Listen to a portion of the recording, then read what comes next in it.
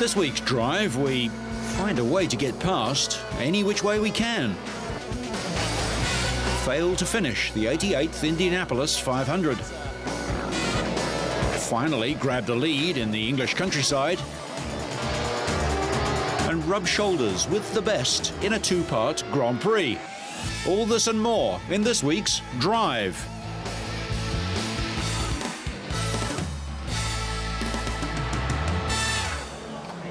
Shanghai's international circuit, due to host its first Formula One Grand Prix on the 26th of September, recently reverberated to the sound of racing engines for the very first time.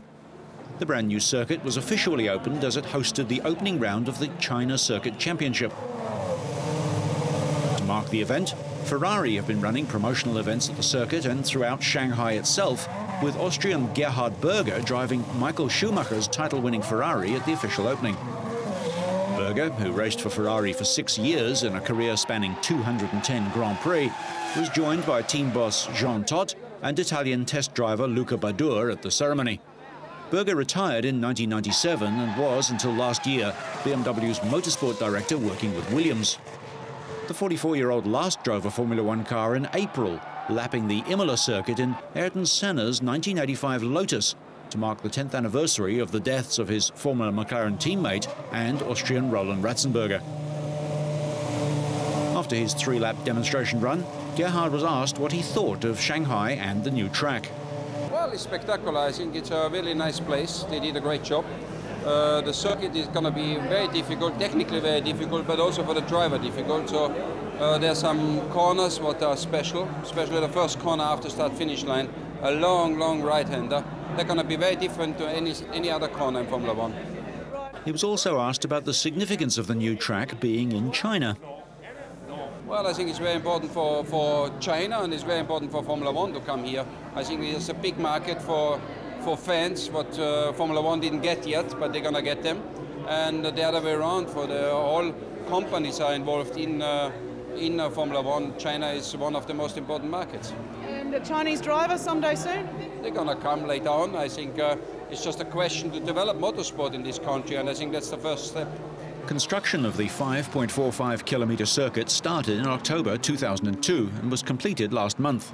The project cost $325 million. The track is designed to look like the Chinese character Shang, meaning to rise, and it can accommodate 200,000 spectators and will also include a theme park. Visiting officials from Formula One's world governing body gave their approval after a final inspection. Next week, we'll have an interview with Hermann Tilke, the racer-turned-civil engineer who designed this and other new racetracks.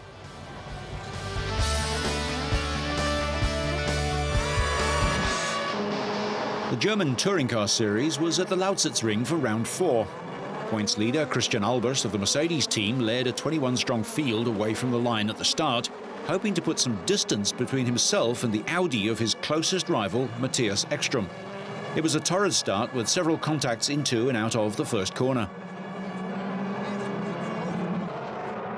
Almost immediately, attention switched away from the front of the grid as a crash on the first corner saw Britain's Peter Dumbreck, who won this race 3 years ago, lose several places, and ex-Formula One star Heinz-Harald Frentzen hit the barrier. The slight contact caused enough damage to force Frentzen to retire on lap 6. Meanwhile, Ekstrom had taken the lead. The 25-year-old Swede, who won the previous round in Italy, stayed in front as all the teams made pit stops during the first 20 laps. Albers was making his way up the leaderboard, overtaking the reigning DTM champ Bernd Schneider to move into 3rd place. With Frentzen out, Laurent Aiello was the best Opel driver, running in 5th place. At the front, Ekstrom eventually had to concede 1st place following a determined challenge from the Mercedes of Gary Paffett on lap 21. The Briton hit the front and never looked back. But Ekstrom wasn't so lucky. In a bruising fight for second, Ekstrom's Audi and the Mercedes of Albers came together on several occasions, but the Swede held on as the Dutchman was forced wide. The battle for 7th place was just as hard, as Martin Tomsik's Audi was given just enough of a nudge by Timo Scheider's Opel to solve the dispute. After 37 laps of the 4.5-kilometre circuit, Paffett finished just 1.16 seconds ahead of Ekstrom. Albers finished another 0.3 further back, with Schneider in 4th. But later on, Paffett was disqualified. He'd run out of fuel on the slowdown lap and had got out of his car. According to the rules, the driver must be weighed in his car when it reaches Berger Formar. At first, he thought he'd won. Yeah, perfect. I mean, starting 7th on the grid, it was going to be tough, but I just got an amazing start. I don't know why, you know, everybody was standing still and I was off. So, yeah, I had an incident with John at the first corner, which was a bit tight, but then I got into 3rd position behind Matthias and Christian, and then, you know, Christian made a mistake and went wide and I got into 2nd. And I was just chasing Matthias, and then when I caught him up, I knew I was quite a bit quicker, and, you know, I eventually found the way past. The Briton was disqualified, Matthias Ekström declared the winner, and all the remaining drivers were all moved up a place in the results. Paffett's team has appealed against the decision. The start of the 3rd round of the European Formula 3000 series almost saw a repeat of the disastrous 2nd round in Estoril. Eduardo Bisconsin stalled initially, but rather than running a 2nd formation lap, the cars were held on the grid before going straight into the race. The delay caused pole sitter Norbert Seidler to bog down, and the field was forced to accelerate around him. Loic de Man ran wide onto the grass, with a lack of grip causing him to hit the wall. As at Estoril, the consequence of the mayhem was to let Fabrizio Del Monte grab the lead of the race. While Del Monte pulled out a sizable lead, Matthias Lauda, son of 3-time world Formula 1 champion Nicky, had a good fight with Nicky Pastorelli of the Netherlands, who lies 2nd in the championship. The Dutch driver came off worse when his car's nose was destroyed in contact with Lauda and he had to pit for a replacement.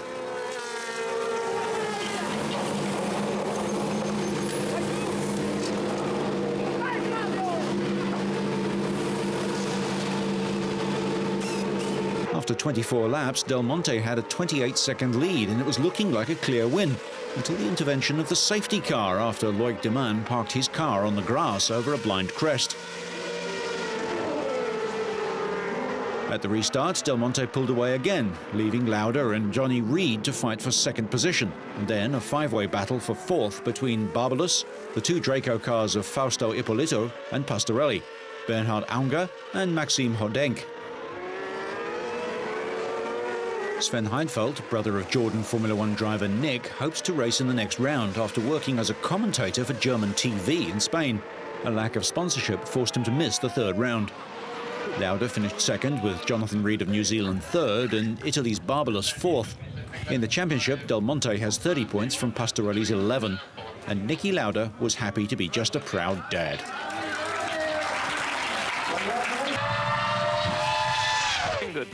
The longest race on the NASCAR calendar, the Coca-Cola 600, was held at Lowe's Motor Speedway, and Jimmy Johnson started the 600-mile race in pole position. The race lasted for over 4 hours at an average speed of 142 miles an hour. Outside line's been moving, especially off the corner, off turn 2. Looks like the bottom line's going to move this time. The day's first caution flag came out on lap 203 when rookie Jimmy Sauter slammed into the wall in a crash that he managed all on his own. Then, on lap 338, John Andretti was bumped from behind and sent into the infield grass. Andretti managed to keep control of his car and went on to finish in 19th place, having started the race in 25th. And we remain on record pace. Then, 31 laps later, and with just 33 to go, Ryan Newman and Derek Cope tangled and hit the wall, which led to the 4th caution flag of the race. Newman and spun them both out, or knocked them both in the fence. On the final lap, Bobby Lamonte hit the wall to force the 5th and final caution period, and Jimmy Johnson cruised to the checkered flag under a full course yellow. Johnson led for an incredible 334 of the 400 laps, just 1 lap short of the NASCAR record set in 1967 by Jim Paschal, and he became the first NASCAR driver in pole position to win a race this year. He's also the first driver to win back-to-back Coca-Cola 600s since Jeff Gordon triumphed in 1997 and 98. Michael Waltrip finished 2nd, followed by Matt Kenseth, who'd started 37th, Jimmy McMurray and Elliott Sadler.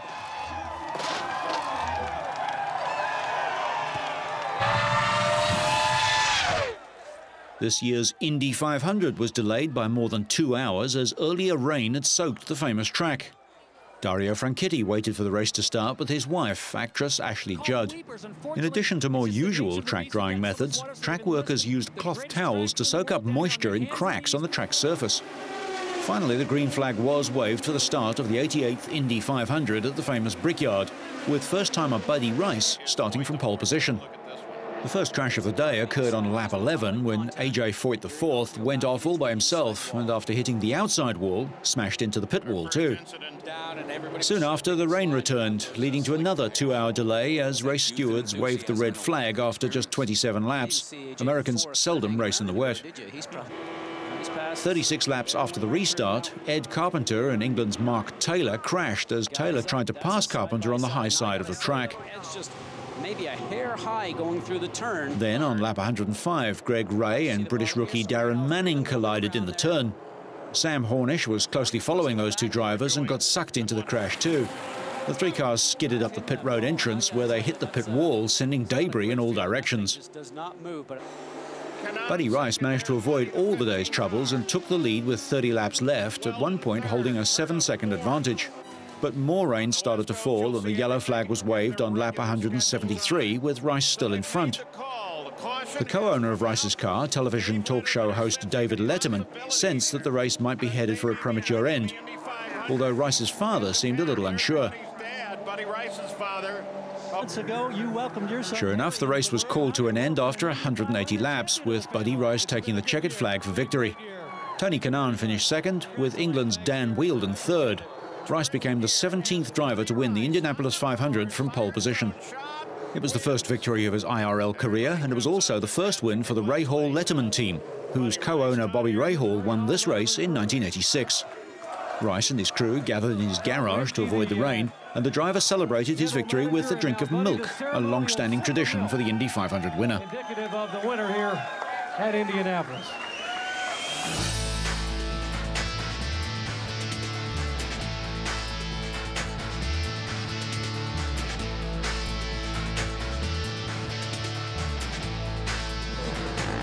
Top-flight motocross returned to Britain after a 4-year gap at Araton on the Isle of Wight, where a thrilling battle between the Hondas of Frenchman Michael Pichon and New Zealander Joshua Coppens was played out over both days. The pair belied their 4th and 5th places in the championship standings to dominate the weekend, Pichon hitting the front in the first race from the start.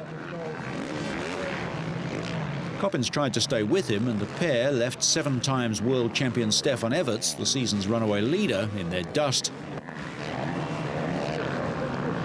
Pichon completed 19 laps of the undulating course, 12 seconds ahead of Coppens and 25 ahead of Everts, who was pipped to the line for 3rd place by fellow Belgian Steve Ramon.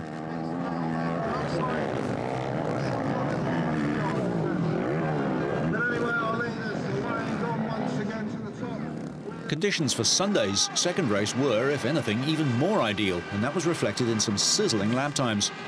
This time, the roles were reversed, with Coppens going out in front at the start, closely followed by Pichon. Everts seemed content to ride conservatively, aware that his closest rival in the championship, Cedric Malot, was having a disappointing weekend. Malot was to finish with a 6th place and a 16th, hardly World Championship form.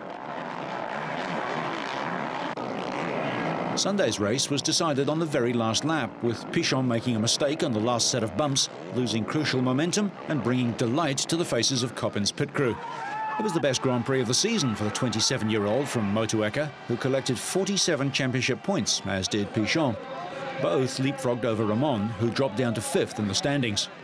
By collecting a 4th and a 3rd, Stefan Everts tightened his grip at the top of the standings. The 7-time world champion now has a 56-point lead over his closest rival, fellow Belgian Malot.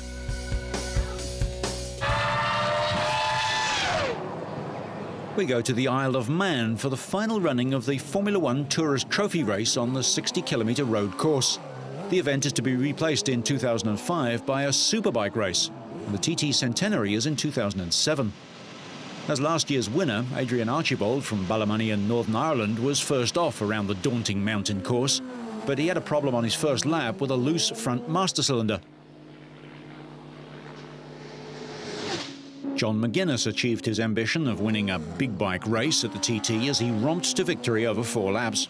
Brushing aside Archibald by 20 seconds by mid-distance, McGuinness took his 4th victory on the island in lap and race record speeds, in each bettering the performance of the late David Jeffries, who sustained fatal injuries in a crash during practice for last year's event. Irishman Ryan Farquhar, one of the favourites, saw his challenge evaporate on lap 1 due to a loose rear shock absorber. He rejoined the race but was never in contention and finished 35th.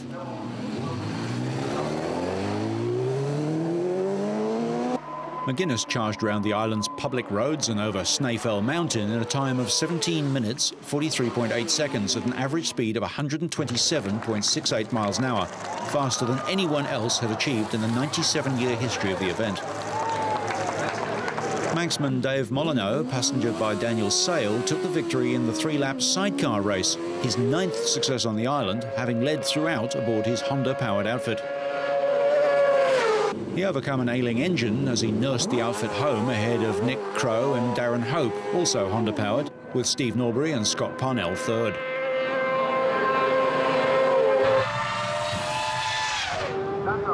Looking for his 3rd straight MotoGP win of the season, Sete Gibernau smashed the Mugello lap record in qualifying for the Italian Grand Prix. In the final session, Gibernau couldn't better his time, but the good news was that no one else could either. Valentino Rossi won the opening round of the season in South Africa, but Gibernau has profited from the Italian's move to Yamaha ever since. Nicky Hayden was a surprise 2nd fastest. The 22-year-old American moved up from 7th place on Friday, going just 4 1/1000ths of a second faster than Rossi. Rossi no longer enjoys the power that his Honda provided in the past, but the 3 times and reigning Premier Class champion is still in contention for the title. Despite his relaxed demeanour, Rossi is playing catch-up, trying to get more traction and more usable power from his Yamaha. Brazilian Alex Barros was 4th fastest on his Honda, heading the 2nd row of the grid and hoping to reach the podium for the 2nd time this year. With Rossi on a relatively uncompetitive bike, the various Honda riders have their best chance of beating him this year.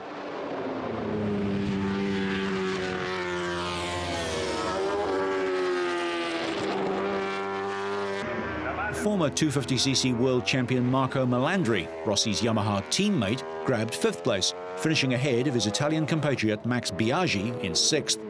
Biaggi won the 250 title 4 times, but the Premier Class has eluded him. He's got a Honda and has matched Rossi, but he hasn't been able to run away from either Valentino or Gibernau. Someone who was running away was Curtis Roberts, son of triple world champ Kenny, younger brother of former champ Kenny Jr.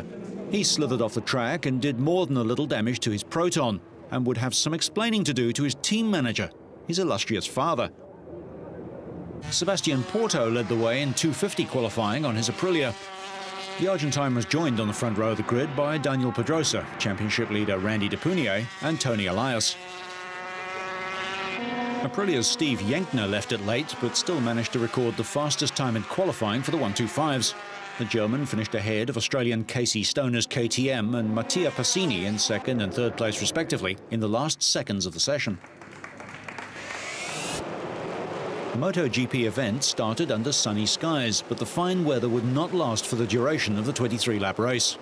Makoto Tamada started from the 2nd row of the grid, but the Japanese Honda rider made a brilliant start and edged ahead of favourite Rossi by the end of lap 1.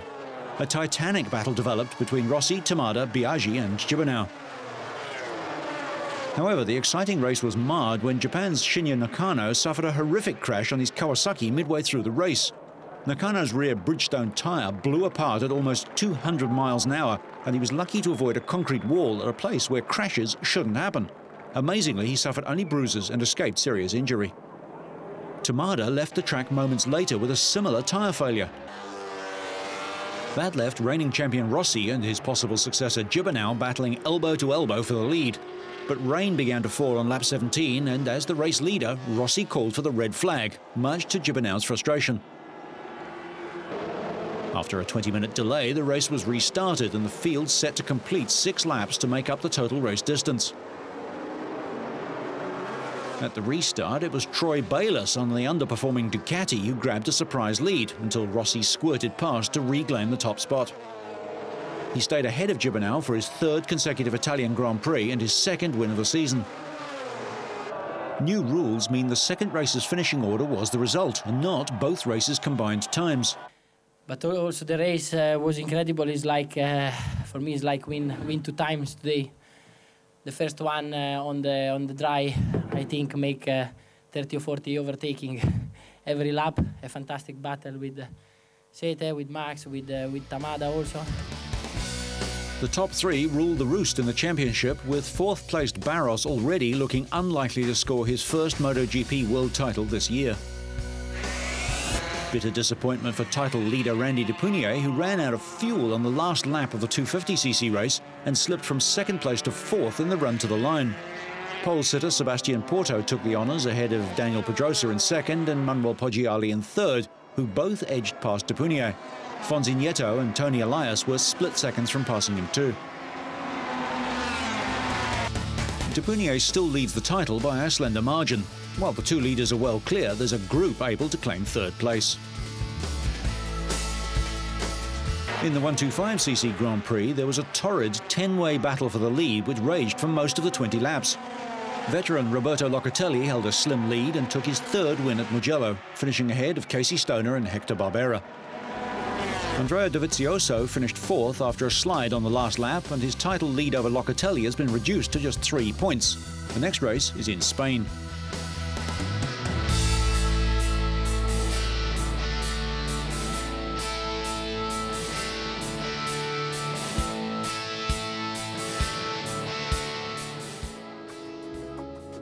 And finally, have you ever wondered how racing drivers relax? What do people who race and test cars at huge speeds in exotic locations do on their days off? Well, in the case of Jenson Button and Takuma Sato, it seems they go to a city they've never been to before and race. I've never actually seen Amsterdam, so it will be the first time I've been here in the city. Today it's a very interesting day. I'm looking forward to today. You know, it should be quite exciting.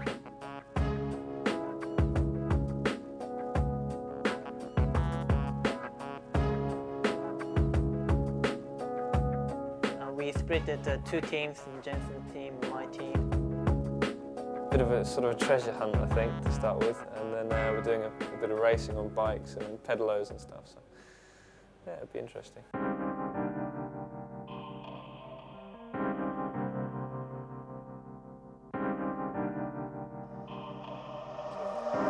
Don't get cold feet.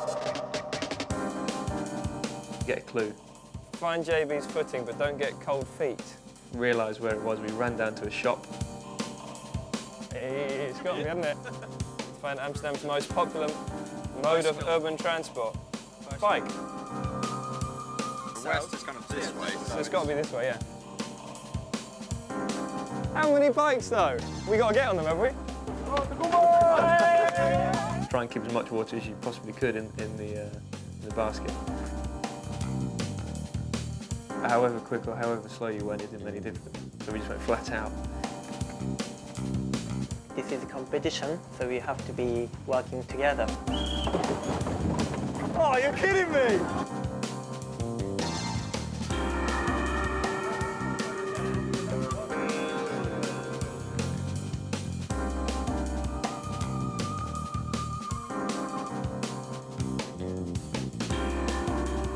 Now that was tiring. We're doing well, yes. Thank you very much. Everybody really enjoyed it, and you can see that everybody got smiles. Well, there you are. But whether you're trying out last year's winner, getting loose in North Carolina, or scratching out on the mountain course, so you stay on track and up to speed, make sure you catch next week's Drive.